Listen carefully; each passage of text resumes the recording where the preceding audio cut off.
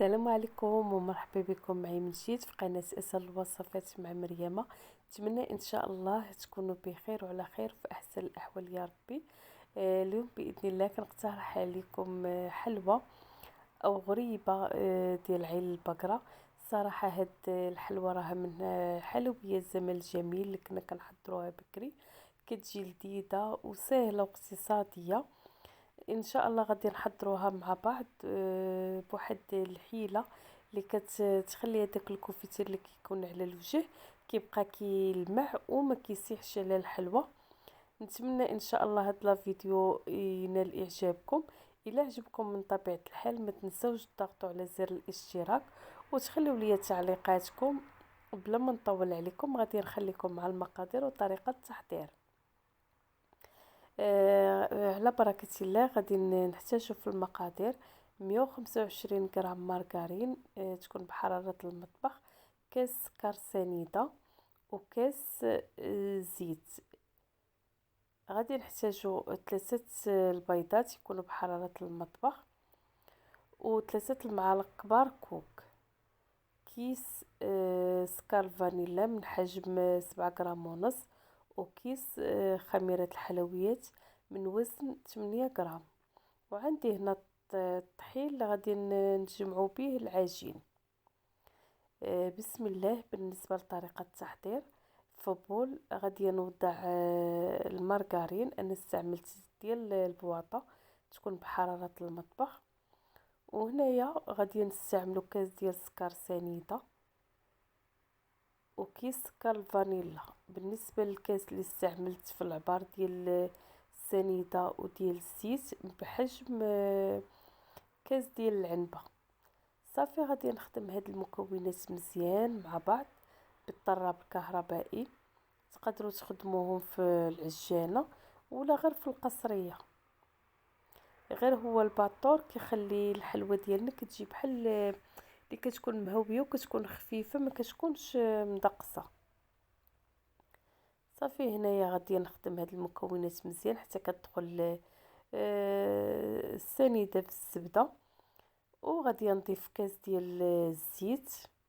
كنبقى كنطرب حتى كنحصل على واحد الخليط كريمي بهذا الشكل كيف ما كتشوفوا. وغادي نضيف البيض. هنا راني استعملت 2 بيضات كاملين وصفر ديال بيضه وحده، والبياض ديال البيضه احتفظت به على جنب حتى كنستعملوه في التزيين. صافي غادي نخدم هاد المكونات مزيان مع بعض. هنا كيف ما كتشوفوا كنحصلوا على خليط لي كريمي. غادي نضيف دابا النواشف، الكوك وخميره الحلويات والطحين. بالنسبه للخميره والطحين كنغربلوهم باش كيحيدوا منهم هذوك الحبيبات. صافي وكنبدا نجمع في العجين. كنبقى نضيف الطحين تدريجيا وانا كنخلط حتى كنحصل على واحد العجينه اللي كتكون متماسكه ورطبه ما تكونش قاصحه. الا قصحناها فاش غادي نبداو نكورو فيها كتبدا تفرتت. صافي هنا كيف ما كتشوفوا من بعد ما جمعتها هذا هو القوام ديالها. بالنسبه للتزيين راه عندي بياض بيضه اللي كنت احتفظت به من قبل. كنطربو شويه غير بالفرشيط. وعندي هنايا الكاوكاو. خديت هنا الكاوكاو صهدته غير شويه في الفران، غير تصهد صافي وخرجته ما خليتوش حتى تحمر.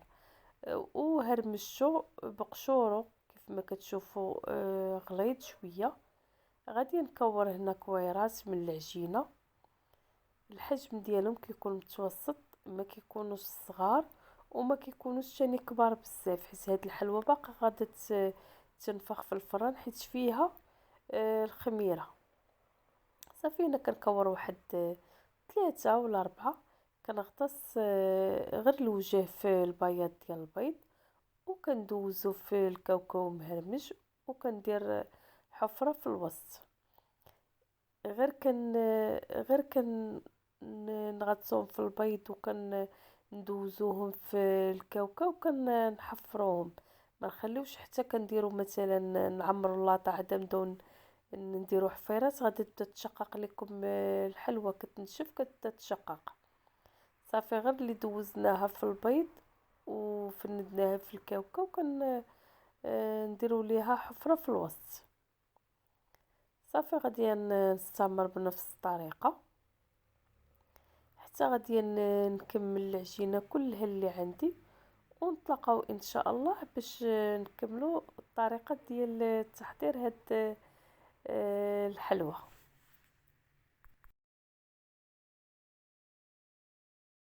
صافي هنا كيف ما كتشوفوا من بعد ما سفت الحلوى ديالي في الطاوه اللي كتدخل الفران مفرشه بالورق ديال الطهي، تقدروا دهنوها غير بالزيت وترشوها بالطحين.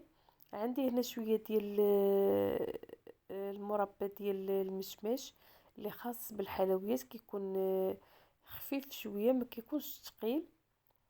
صافي غادي نوضع شويه منه في هاد الحفيرات اللي درنا في الوسط، وغادي ندخلها للفران. سخنته من قبل على درجة الحرارة متوسطة.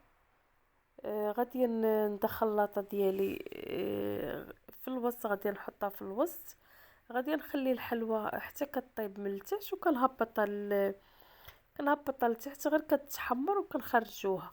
هاد الحلوى راه دغيا كطيب ما كتاخدش وقت بزاف.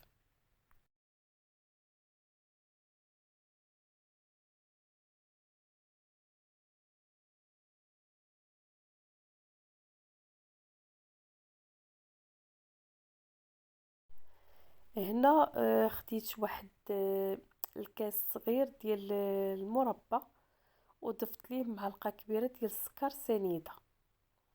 غادي نخلطهم مع بعض وغادي نحطهم فوق البوطه حتى كيغلي الكونفيتير ديالي. تقريبا واحد كنخليه واحد 3 دقائق ولا 4 كيغلي باش كيتبخر منه هذاك الماء، هو اللي غادي نزينو به الحلوى ديالنا من غادا تخرج من الفران. هنا كيف ما كتشوفوا من بعد ما طابت الحلوى ديالي خرجتها من الفران. تبارك الله راه كتخرج كميه وفيره، خرجت لي 2 ديال الطاوات. صافي هنا راه كتجي محمره من التحت ومن الوجه. بغيتو تخليوها بهذا الشكل تقدروا تخليوها، بغيتو تزينوها بهذا المربى اللي حضرنا. صافي هنا من حد باقي سخون كنبداو نعمروا الغريبه ديالنا، ما نخليوش حتى كيبرد، حيت الا برد كيتماسك ما كيبقاش خفيف، كيعود يعني كيعود معلك ويجيكم صعيب في الخدمه. استعملوه هو باقي سخون. صافي كنوضع شويه في كل حفيره بهذا الشكل كنخلي الحلوى ديالي في اللاطه حتى داك المربى كيتماسك. صافي نجمعها في الطاوه اللي غادي نحتفظ بها. صافي غادي نستمر بنفس الطريقه حتى غادي نزيل الغريبه ديالي بهذا المربى، ونتلاقاو ان شاء الله باش نشوفوا الشكل النهائي في طبق التقديم.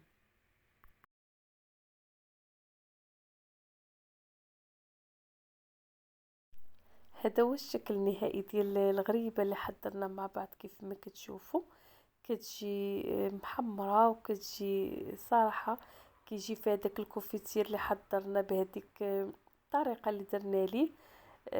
كيجي ما كيسيحش على الحلوى، كيبقى قابض في راسو، كيجي معلك صراحه وكيجي في المنظر زوين. نتمنى ان شاء الله هاد الغريبه تنال اعجابكم وتحضروها ان شاء الله في هاد العيد. كنبغي نشكركم جزيل الشكر على حسن المتابعه، والى اللقاء في وصفه قادمه بحول الله.